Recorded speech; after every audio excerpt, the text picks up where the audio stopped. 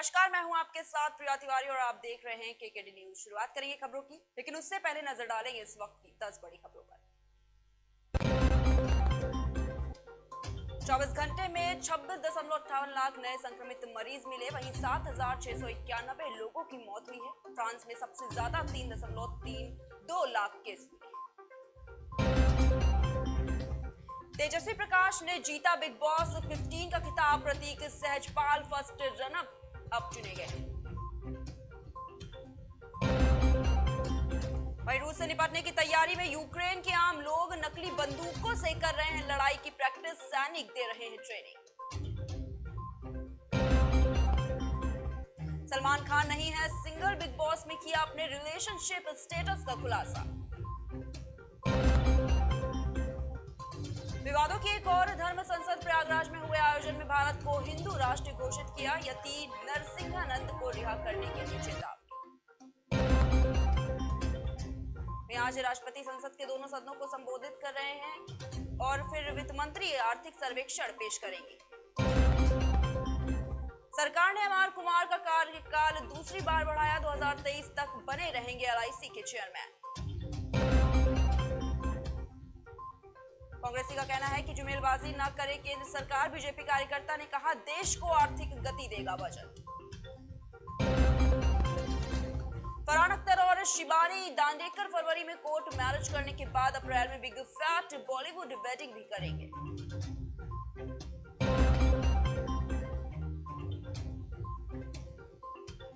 गए police officer के किरदार में आएंगे नजर। डायरेक्टर बोले एक पुलिस वाले के लिए समलैंगिक होना आसान है।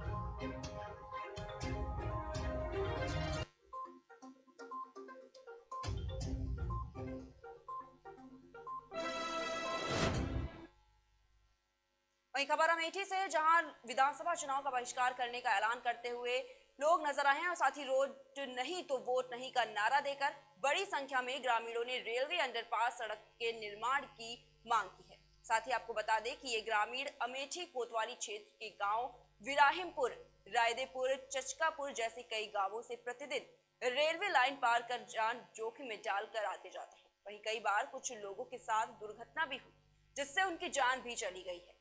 इन ग्रामीणों ने पिछले 2013 से रेलवे अंडरपास के निर्माण को लेकर कई बार अमेठी रेलवे स्टेशन का निरीक्षण करने आई केंद्रीय मंत्री स्मृति जुबिन ईरानी और डीआरएम को भी मामले से अवगत कराते हुए ज्ञापन सौंपा है, लेकिन स्थिति जस की तस बनी हुई है, जिसके बाद लोग अब रोड नहीं तो वोट नहीं की बात के साथ सड़क पर उतरे हैं। कर्म की बात है और मैं नहीं कहना चाहता, लेकिन मैं कहूंगा चुल्लू भर पानी में डूब मरना चाहिए। ऐसी सरकार की जरूरत नहीं है जो जनता की काम ना करे। खबर अम्बेडकर नगर के से है, जहां पर टांडा में गुस्साए सपाई पार्टी का झंडा जलाते हुए अखिलेश यादव मुर्दाबाद के नारे लगाते हुए नजर आए। आपको बता दें कि अल्पसंख्यक समुदाय के प्रत्याशी को सपा से टिकट न दिए जाने से टांडा वासी नाराज दिखे, जिसके बाद टांडा वासियों ने पार्टी का झंडा जलाया है और इसका कड़ा विरोध प्रदर्शन भी किया है।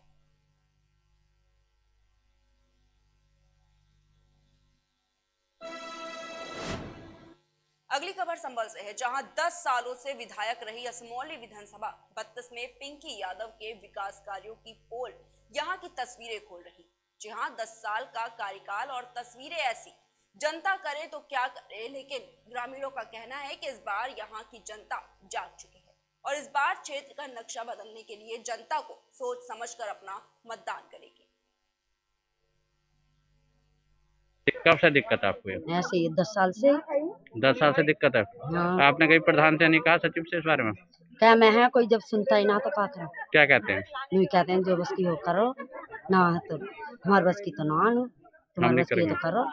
ये तो सर पहले भी जो 5 साल थे वो भी गुजर गए, अब छठी साल आ गई, उन्हीं को मतलब प्रधान चलाते हमारे गांव का प्रधान बने। उनसे कहते हैं कि ये हमारे रोड सही कराओ, गांव के ही प्रधान है, वो कहते हैं कि अभी हमारे खाते में पैसा नहीं आया, पैसा आएगा तो कर देंगे। इसे हो गए 10 साल, पानी प्रधान कभी कुछ नहीं करवाता है, कभी नहीं कराता ना। आपने कभी प्रधान से सचिव से कहा संबंध? वो कहिए क्या कहता है प्रधान? प्रधान कहता है जो तुमसे वो कर लो। अच्छा, रोड सही नहीं होगा ये? ना होएगा, प्रधान ना करवाता।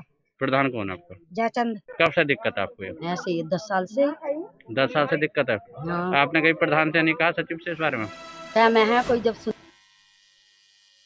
वहीं खबर सीतापुर से, जहां फाउंडेशन ने एलिया ब्लॉक की ग्राम पंचायत पीतपुर प्राइमरी विद्यालय में एक कार्यक्रम का आयोजन किया, जिसका मुख्य उद्देश्य शारीरिक मानसिक रूप से कमजोर वर्ग के लोगों का चयन करते हुए या गरीबी रेखा से नीचे जीवन यापन करने वाले परिवारों को मदद पहुंचाना है। इस कोविड-19 की महामारी के चलते रोजी रोटी की दिक्कतों से लड़ रहे परिवारों को मदद के लिए एक कदम आगे हाथ बढ़ाकर उत्कृष्ट फाउंडेशन अपनी भूमिका समाज में निभा रहा है। वहीं कार्यक्रम में संगठन ने 65 परिवारों का चयन कर उन्हें खाद्य रसद सामग्री की किट बांटी।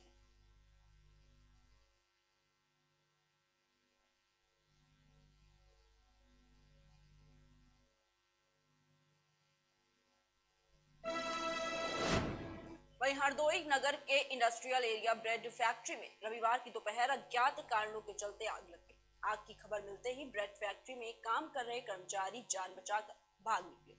जानकारी के अनुसार रविवार की दोपहर नगर के इंडस्ट्रियल एरिया स्थित एक ब्रेड फैक्ट्री में अज्ञात कारणों के चलते आग लगी है। जी हां, और देखते ही देखते आग ने विकराल रूप भी धारण कर लिया, जिसके बाद दमकल गाड़ियों ने आग पर काबू पाया।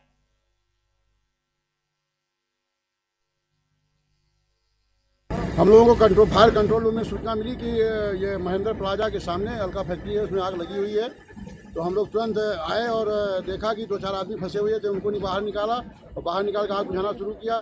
तो आग को कंट्रोल कर लिया पूरी तरीके से, थोड़ा बहुत सुलग रही है, उसको भी बुझाया जा रहा है। क्या पूरी तरीके से अंदर देख लिया गया कि अभी कितने लोग फंसे हुए हैं और क्या स्थिति है? अंदर कोई नहीं है, सब बाहर निकल गए हैं, फंसा कोई नहीं है। बाकी नुकसान देखा जाएगा, अभी बुझने के बाद नुकसान देखा जाए, क्या इनका नुकसान हुआ, कहाँ कहाँ जला हुआ है, क्या आग लगी, किस चीज से आग लगी थी, कैसे? अभी ये जानकारी नहीं हो पाई है, अभी पता नहीं किया गया, अभी आग बुझाई जा रही है। क्या नाम है आपका?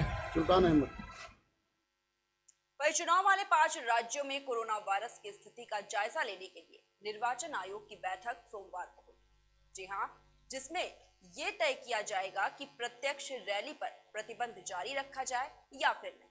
वहीं आयोग ये भी तय कर सकता है कि क्या राजनीतिक दलों और उम्मीदवारों को प्रत्यक्ष प्रचार कार्यक्रम आयोजित करने में नई राहत दी जा सकती है। कोविड-19 मामलों में वृद्धि का हवाला देते हुए चुनाव आयोग ने 8 जनवरी को उत्तर प्रदेश, उत्तराखंड, गोवा, पंजाब और मणिपुर के लिए मतदान कार्यक्रम की घोषणा के दौरान प्रत्यक्ष रैली और रोड शो पर प्रतिबंध लगा दिया था। वहीं 22 जनवरी को चुनाव आयोग ने 5 चुनावी राज्यों में रैलियों और रोड शो पर प्रतिबंध को 31 जनवरी तक के लिए बढ़ा दिया था। हालांकि घर घर जाकर चुनाव प्रचार करने की इजाजत दी थी। वहीं चुनाव आयोग सोमवार को यानी कि आज 5 राज्यों उत्तर प्रदेश, उत्तराखंड, गोवा, मणिपुर और पंजाब में कोविड-19 की स्थिति और कोरोना वैक्सीनेशन अभियान का जायजा लेगा। वहीं आयोग इस पर केंद्रीय स्वास्थ्य सचिव, मुख्य सचिवों और 5 राज्यों के मुख्य चुनाव अधिकारियों सहित अन्य से चर्चा भी करेगा। वहीं देश में कोविड-19 की स्थिति में सुधार होने के बावजूद पाबंदियों में कुछ ढील दिए जाने की संभावना जताई जा रही है।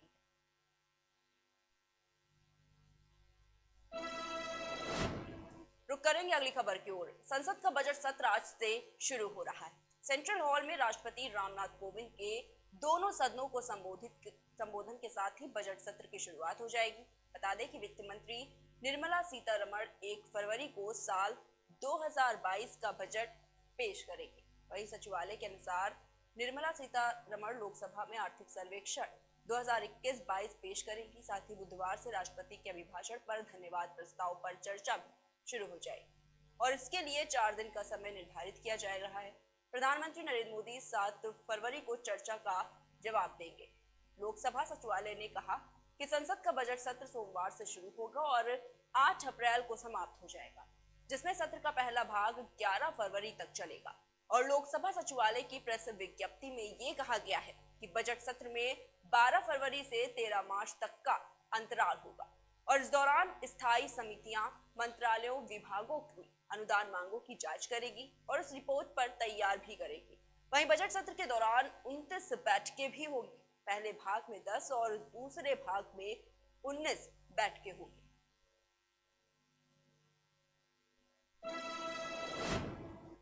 वहीं उत्तर प्रदेश के विधानसभा चुनाव 2022 में भारतीय जनता पार्टी के स्टार प्रचारक प्रधानमंत्री नरेंद्र मोदी सोमवार यानी कि आज प्रचार अभियान की कमान संभालेंगे। चुनाव में भाजपा का फिर से कमल खिलाने के लिए प्रधानमंत्री नरेंद्र मोदी जन चौपाल लगाएंगे। पीएम मोदी की पहली वर्चुअल रैली का नाम जन चौपाल दिया गया है। वहीं इसकी सभी तैयारियां भी अब पूरी कर ली गई।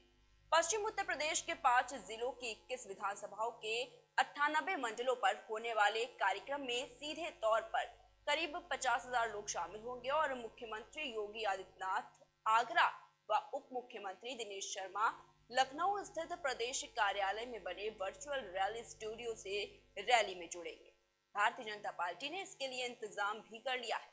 वहीं इसके तहत कुल 100 स्थानों पर लोग प्रधानमंत्री नरेंद्र मोदी के संबोधन को सुन सकेंगे। उत्तर प्रदेश के चुनाव प्रचार में प्रधानमंत्री नरेंद्र मोदी भी उतर रहे हैं। बता दें कि प्रदेश में 10 फरवरी को होने वाले पहले चरण के मतदान से पहले प्रधानमंत्री मोदी 31 जनवरी को एक वर्चुअल रैली को संबोधित करेंगे। प्रधानमंत्री मोदी की रैली प्रदेश के 5 जिलों बागपत, शामली, मुजफ्फरनगर, सहारनपुर और गौतम बुद्ध नगर को कवर करेगी। इसमें 21 विधानसभा क्षेत्र भी शामिल है।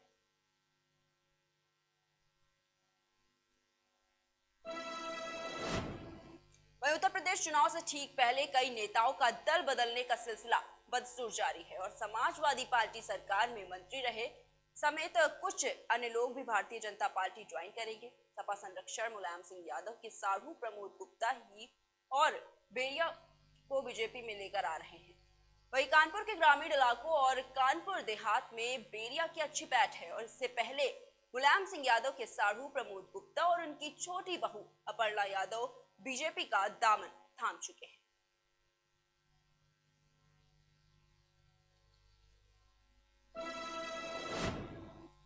देश में कोरोना संकट का दौर लगातार जारी है। महामारी की मौजूदा स्थिति देखी जाए तो अब भी रोजाना 2 लाख से ऊपर मामले सामने आ रहे हैं। हालांकि स्वास्थ्य मंत्रालय द्वारा इस सप्ताह के आंकड़े देखे जाए तो कुछ राहत देखने को भी मिली है, क्योंकि कोरोना मरीजों की संख्या में 19% तक की कमी देखी गई है। लेकिन मृतकों के आंकड़ों में 41% का इजाफा हुआ है। 24 से 30 जनवरी के आंकड़े देखें तो इस दौरान कुल 17,05,000 मरीज संक्रमित हुए हैं और 3,770 की मौत हुई, जबकि इससे पहले सप्ताह को देखें तो इस दौरान 21,07,000 मामले सामने आए हैं और 2680 लोगों की मौत हुई। वहीं देश में कोरोना मृतकों की संख्या ने एक बार फिर से चिंता बढ़ा दी है। बीते 24 घंटे में 960 के करीब लोगों की मृत्यु हो गई, जो कि काफी चिंताजनक है। वहीं इस दौरान 2,09,000 मरीज संक्रमित भी हुए हैं। साथ ही 2,62,628 लोग स्वस्थ हुए। आपको बता दें कि रविवार को भी 891 लोगों की मौत हुई थी, जबकि शनिवार को 871 लोगों की मौत दर्ज की गई है।